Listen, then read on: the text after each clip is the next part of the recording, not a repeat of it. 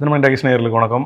இந்த வாரம் வந்து ஒரு 7-8 படம் ரிலீஸ் ஆச்சு. அதில் ரொம்ப முக்கியமாக நிறைய சொல்லப்போனால் நிறைய பேர் தெரியாத திடீர்னு வந்த படம் மாதிரி வந்து நடிகர் விஜய் சேதுபதி இயக்குனர் ஆறுமுககுமார் கூட்டணியில் உருவான ஏஸ் திரைப்படம் ரிலீஸ் ஆகிருக்கு. படம் எப்படி இருக்குது வாங்க பார்க்கலாம்.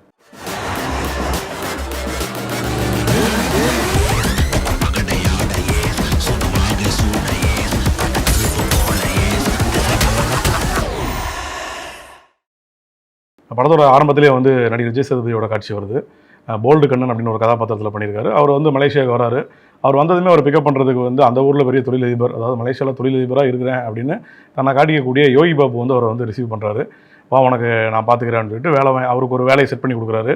ஆனாலுமே வந்து தன்னை வந்து ஒரு பெரிய தொழிலதிபராக காட்டிக்கிற யோகி பாபு வந்து அப்பப்போ வந்து காமெடி பண்ணிக்கிட்டே இருக்காரு. இவங்க ரெண்டு பேருமே வந்து மலேசியாவில் கொஞ்சம் ஆரம்ப காட்சிகள் வந்து ரொம்ப ஜாலியாக ரொம்ப லூட்டி அடிச்சுட்டு இவங்களோட காட்சிகள் வந்து ரொம்ப என்ஜாய் பண்ணுற மாதிரி அப்படியே உருவாயிட்டு வருது. இப்படியான சூழலில் வந்து நடிகை ருக்மிணி வசந்த் கன்னடாவில் ரிலீஸ் ஆன சப்தசாகர செல்லோ படத்தில் அறிமுகமாகி ரொம்ப பெரிய வரவேற்பு பெற்ற நடிகை அவங்க. தமிழில் வந்து மதராசி, இந்த ஏஸ், அப்புறம் வந்து இன்னும் 2-3 படங்களை கமிட் ஆகியிருக்காங்க. பட் இதுதான் வந்து ஃபஸ்ட்டு படம் அவங்க ரிலீஸ் ஆகக்கூடிய, தமிழில் ரிலீஸ் ஆகக்கூடிய ஃபஸ்ட்டு படம். ருக்மிணி வசந்த் வந்து ரொம்ப ஸ்க்ரீன் ப்ரெசன்ஸே வந்து ரொம்ப பிரமாதமாக ரொம்ப அழகாகவும் இருக்காங்க. அவங்க வரும்போது வந்து ஓகே ஒரு சின்ன, அதாவது விஜய் சேதுபதிக்கு அவங்களுக்கு உண்டான ஒரு அந்த லவ் வந்து கிரியேட் ஆகிற மூமெண்ட்ஸ் வந்து அந்த படத்தில் அப்படியே காட்சியாக வருது. அப்படிலாம் வரும்போது என்ன ஆகிடுதுன்னா, விஜய் சேதுபதி வந்து ஒரு இடத்துக்கு போகிறாரு, ஒரு பணத்துக்கு வட்டிக்கு பணம் வாங்கணும் அப்படின்னு ஒரு இடத்துக்கு போகிறாரு. அங்கே போயிட்டு வந்து யோகி பாபு தான் கூட்டிகிட்டு போகிறாரு. அங்கே போய் வந்து என்ன பண்ணுறாங்கன்னா, வட்டிக்கு பணம் வாங்குற இடத்துல வந்து சூதாட்டம் பண்ணுறாரு. பிளேயிங் கார்ட்ஸை வச்சு அவங்க விளையாடும்போது என்ன ஆயிடுதுன்னா, அங்கே ஒரு பிரச்சனை ஆயிடுது. ஒரு பெரிய டெப்ட், ஒரு கடனுக்குள்ளே வந்து விஜய் சேதுபதியும் யோகி பாபுவும் போயிடுறாங்க. போனதுக்கப்புறம் அவர் அங்கே முடிச்சுட்டு இங்கே வந்தால் ருக்மிணி வசந்துக்கும் ஒரு சேம் டைம் அதே பேரலாம் அவங்களுக்கு ஒரு பிரச்சனை ஓடிட்டு இருக்கும். அவங்களும் ஒரு பெரிய கடனாளியாக இருப்பாங்க. இப்போ இந்த பிரச்சனையெல்லாம் முடிக்கணும்னா நமக்கு வந்து இந்திய மதிப்பில் ஒரு 2 கோடி ரூபா தேவை. என்ன பண்ணுறது, உடனே அந்த ஒரு வாரத்துக்குள்ளே ரெடி பண்ணணும் அப்படின்னு ஒரு நெருக்கடிக்குள்ளே கதாநாயகன் போகிறாரு. இந்த நெருக்கடிக்குள்ளே போனதுக்கப்புறம் திடீர்னு வந்து அவர் ஒரு பிளான் பண்ணுறாரு. என்ன பண்ணால் நம்ம இந்த பிரச்சனையை தப்பிக்கலாம் அப்படின்னு. அந்த பிளான் என்ன பிளான், அவரோட பிளானை வந்து சக்ஸஸ் பண்ணி கொண்டு வந்தாராம். அப்புறம் வந்து இந்த பேரலாக அங்கே எங்கேன்னு ஒரு கதை போயிட்டே இருக்குது. இதெல்லாம் எண்ட் ஆஃப் தி டே வந்து ஒரு கரெக்டாக வந்து முடிஞ்சுதா அப்படின்றது தான் ஏஸ் படத்தோட ஒன்லைன். அதாவது இதோட மீத கதையும் கூட சொல்லலாம். அப்படி தான் அந்த படம் உருவாயிருக்கு. மகாராஜா படத்தோட வெற்றிக்கு அப்புறம் பார்த்தோம்னா வந்து விஜய் சேதுபதியோட லைனப்ஸ் கொஞ்சம் நல்லா இருந்துச்சுன்னா எப்படி சொல்கிறேன்னா, அடுத்தடுத்து அவர் என்ன பண்ண போகிறான்ற ஒரு க்யூரியாசிட்டி உருவாச்சு. அதே மாதிரி ஏஸ் படம் வந்து ரொம்ப நாளாக வந்து மலேசியாவில் ஷூட் பண்ணிகிட்டு இருந்தாங்க. அதோட ஷூட்டிங் எல்லாமே போன வருஷமே ஸ்டார்ட் ஆகி அதோட அப்டேட்ஸ் கொஞ்சம் கொஞ்சமாக வந்துட்டு இருந்துச்சு. ஆனால் ரொம்ப டிலே படம் ரிலீஸ் ஆகிறதுக்கு. சடனாக வந்து டக்குன்னு ஒரு பெரிய ப்ரொமோஷன் எல்லாமே வந்து நேற்று இந்த படம் ரிலீஸ் ஆகிருக்கு. இப்படி ஒரு சடனாக வந்தால் கூட இந்த படம் வந்து ஆரம்ப காட்சிகள் வந்து ரொம்ப நகைச்சுவையாகவும் நமக்கு வந்து கொஞ்சம் க்யூரியாசிட்டி வருது. எதனாலன்னு கேட்டால், இந்த கதை வந்து மலேசியாவில் நடக்கிறங்காட்டி நாயகன் வந்து திடீர்னு எங்கேருந்து வராரு, இவர் யார் என்னன்னு பேக்ரவுண்டு அந்த படத்தில் காட்டுறதில்ல. யோகி பாபுவோட கேரக்டர் ஒரு பக்கம் இருக்குது. இப்படி இருக்கும்போது நமக்கு என்னென்னா ஃபர்ஸ்ட் ஆஃப் வந்து நமக்கு வந்து இன்ட்ரெஸ்டிங்காக அப்படியே போயிட்டே இருக்குது. அதோட முக்கியமாக வந்து யோகி பாபுவோட காமெடி ட்ராக்ஸ் எல்லாமே இதோட எங்கேஜ் ஆகும்போது நமக்கு வந்து ரொம்ப வந்து பார்க்குறக்கு அடுத்தடுத்த காட்சி என்னன்ற சுவாரஸ்யம் வந்து இந்த படத்தில் இருக்குது. இதுதான் இந்த படத்தோட ஒரு பெரிய ப்ளஸ் பாயிண்ட். அதாவது ஃபஸ்ட்டு அந்த ஆடியன்ஸை செட் பண்ணி உட்கார வைக்கிறது ரொம்ப நல்லாவே பண்ணியிருக்காரு இயக்குனர். அதே மாதிரி வந்து ருக்மிணி வசந்துக்கும் விஜய் சேதுபதிக்குமான காதல் காட்சிகளாக இருக்கட்டும், அவங்க 2 பேர்கிட்ட ரொம்ப ரொமான்டிசைஸாக இல்லாமல் ஒரு ஸ்ட்ரேஞ்சர்ஸ் 2 பேர் திடீர்னு சந்திச்சுட்டாங்க. அவங்க வாழ்க்கையில் இந்த கோயின்சிடென்ட்டாக நடக்கக்கூடிய விஷயங்களை வந்து ரொம்ப ஒரு நல்லா அழகாகவே சொல்லியிருந்தார் இயக்குனர். முக்கியமாக சொல்லணும்னா, இந்த படத்தோட மேக்கிங் வந்து ரொம்ப பிரமாதமாக இருந்துச்சு. ஃபஸ்ட்டு வந்து ஒரு நல்ல நாள் பார்த்து சொல்கிறேன்ற ஒரு படத்து மூலிமா தான் இயக்குனர் ஆறுமுககுமார் வந்து சினிமாவுக்கு அறிமுகமானார். அந்த படத்துக்கு அப்புறம் அப்படியே கட் பண்ணி பார்த்தா கொஞ்சம் கேப் அடிச்சு இந்த படம் வந்திருக்கு.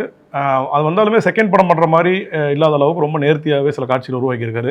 என்ன தேவை என்ன தேவையில்லை அப்படின்ற ஒரு இன்டென்ஸ் வந்து அவர்கிட்ட இருந்திருக்கு. அது வந்து நம்ம காட்சியாக பார்க்கும்போது, எடிட்டிங் பேட்டர்னில் பார்க்கும்போது ஓகே சம்திங் ஏதோ வித்தியாசமாக கொடுக்கணும் அப்படின்ற ஒரு வேட்கை அவர்கிட்ட இருந்திருக்கு. அதை முடிஞ்ச அளவுக்கு அவர் சரி பண்ணியிருக்காரு. அதை நம்ம பார்க்கும்போது தெரியுது, ஓகே இதெல்லாம் நல்லா இருக்குது, இந்த காட்சியாக நல்லா இருக்குன்னு அப்படின்னு நிறைய இடத்துல தோணுது. முக்கியமாக வந்து விஜய் சேதுபதி வந்து ஒரு இடத்துல வந்து கொள்ளையடிச்சுட்டு தப்பிச்சு போகிற காட்சி, ஒரு 6-7 நிமிஷம் அந்த சேசிங் நடக்குது. அது வந்து ரொம்ப ரொம்ப குவாலிட்டியாகவே பண்ணியிருக்காங்க. அதை பார்க்கும்போது ரொம்ப பரபரப்பாகவும் ரொம்ப நேர்த்தியாக இருக்குது. ஆனாலுமே வந்து இந்த படத்தில் வந்து டைரக்டர் பாயிண்ட் ஆஃப் வியூவில் வந்து என்ன ஒரு சிக்கல் அப்படின்னா, சில வசனங்கள் வந்து அவர் இன்னும் கொஞ்சம் கவனம் படுத்தியிருக்கலாம். அது குறிப்பாக சொல்லணும்னா, யோகி பாபு வந்து ஒரு இடத்துல வந்து குப்பை அள்ளிட்டு இருக்காரு. விஜய் சேதுபதிக்கு அது தெரிஞ்சிருது. அதை பார்த்துட்டு என்ன சொல்கிறாருன்னா, அப்படியே காகிதம் பொறுக்கி வாடா அப்படின்ற மாதிரி திட்டுறாரு.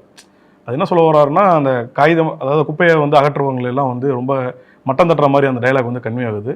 கொஞ்சம் சென்சிபிளாக வந்து இந்த மாதிரி விஷயங்களை வந்து கவனம் செலுத்தியிருக்கணும். ஏன்னா வந்து அது வந்து ஒரு மட்டமான தொழில் ஒன்றும் கிடையாது. அதே நேரம் இயக்குனர் ஏன் வந்து அந்த மாதிரியான வசனம் வைக்கணும், காகிதம் பொறுக்கின்னு ஒரு வார்த்தையை யூஸ் பண்ணணும். அதுவும் ரொம்ப சென்சிபிளாக பேசிகிட்டு இருக்காரு விஜய் சேதுபதி. அவரோட ஸ்க்ரீன்லேயா இருக்கட்டும், அவர் நேர் வாழ்க்கையிலையாக இருக்கட்டும், அவர் வந்து பேசும்போதே ஒரு மாதிரி சென்சிபிளான ஆள். அப்படி இருக்கவர் வந்து அந்த காகிதம் பொறுக்கி அப்படின்ற ஒரு வார்த்தையை வந்து எப்படி பேசினாரு, இல்லை அதை எப்படி ஒத்துக்கிட்டாருன்றது தெரியல. அது வந்து ஒரு பெரிய ஒரு டிசப்பாயின்மெண்ட் மூமெண்ட்டாக தான் இருந்துச்சு. அப்படியே கட் பண்ணால் செகண்ட் ஹாஃப் வந்து ஓரளவுக்கு படம் வந்து என்னவா நடக்க போகுது அப்படின்ற ஒரு யூகிப்பி வந்து நமக்கு வந்துடுது.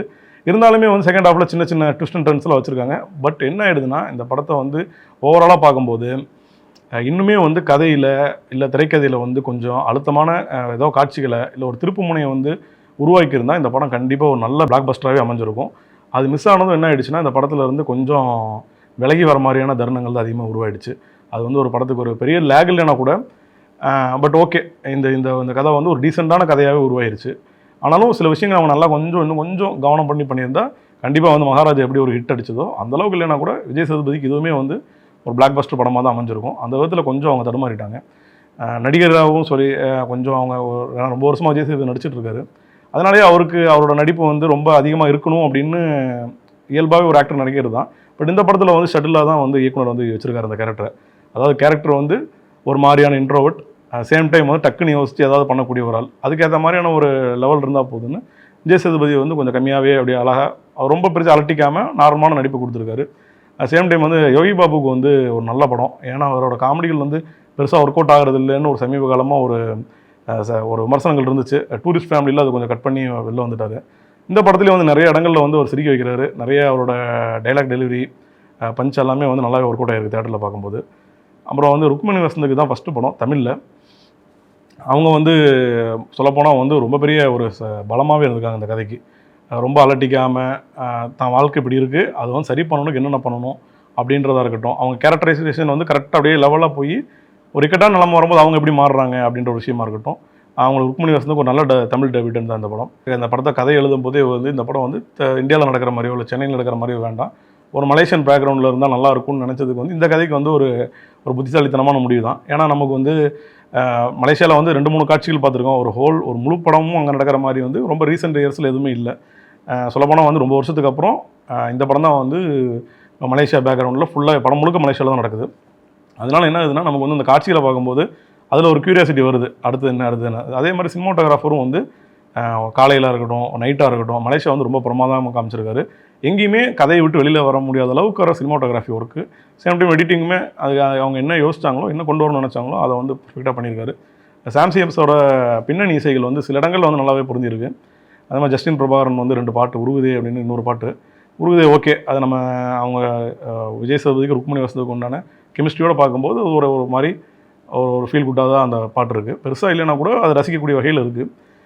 இன்னும் எண்ட் ஆஃப் த டே இந்த படம் கிளைமேக்ஸ் நோக்கி வரும்போது என்ன ஆகிடுதுன்னா, இது வந்து ஒரு சுவாரஸ்யமான படமாகவே போயிடுச்சு. பட் சின்ன விஷயங்கள்லாம் மாற்றிருக்கலாம் இயக்குனர். சொல்லப்போனால் அந்த கதையில் திரைக்கதையில் ஏதாவது ஒன்று பண்ணி இல்லைன்னா 2-3 ட்விஸ்ட்டை வந்து இன்னும் அதிகப்படுத்தியிருந்தாருன்னா இது ரொம்ப நல்ல படமாகவே வந்திருக்கும். அப்புறம் இந்த படம் வந்து இன்னும் கொஞ்சம் எங்கேயுமே போர் அடிக்காமல் வந்ததுக்கு காரணம் வந்து படத்தோட ஆக்ஷன் சீக்வன்ஸ் ஸ்டண்ட் வந்து ரொம்ப பிரமாதமாக பண்ணியிருக்காங்க. சொல்லப்போனால் அந்த கிளைமேக்ஸில் ஒரு ஃபைட் இருக்குது. அது ரொம்ப ஹீரோயிசமாக இல்லாமல் அப்படி ஒரு ஆள், அப்படி ஒரு கதை, ஒரு இன்ட்ரோவர்ட்டான ஒரு ஆள் அவன் வந்து இந்த மாதிரி சூழலில் வந்து அவன் எப்படி ரியாக்ட் பண்ணுறான் அப்படின்ற மாதிரி கொஞ்சம் ஒவ்வொரு ஸ்டன்ஸ்லேயே வந்து ஒரு சின்ன காமெடி ட்ராக்கும் வச்சு கொஞ்சம் எதிர்பாராத மாதிரியும் நம்ம கொஞ்சம் நல்லாவே பண்ணியிருக்காங்க. மொத்தத்தில் வந்து இந்த படம் வந்து அதான் சொன்ன மாதிரி சின்ன சின்ன விஷயங்கள் அந்த குறைகளை வந்து சரி பண்ணியிருந்தால் ரொம்ப நல்ல படமாகவே வந்திருக்க வேண்டிய படம். பட் இருந்தாலுமே பார்க்கக்கூடிய ஒரு ஆவரேஜான நம்ம போய் ஒரு 2.5 மணி நேரத்தை செலவு பண்ணுறதுக்கு ஒரு சரியான படமாக தான் இருக்குது. எந்த விதத்துலையும் ஏமாற்றம் இல்லாத பெரிய சுவாரஸ்யங்கள் இல்லைனா கூட ஒரு என்கேஜிங்காக அந்த படம் வச்சுருக்குன்றதான் இந்த படத்தோட ஓரளவுக்கு ஒரு வெற்றியாக கருதப்படுது. இந்த வீடியோ பிடிச்சிருந்ததுன்னா தினமணி சேனலை லைக் பண்ணுங்கள், ஷேர் பண்ணுங்கள், சப்ஸ்கிரைப் பண்ணுங்கள்.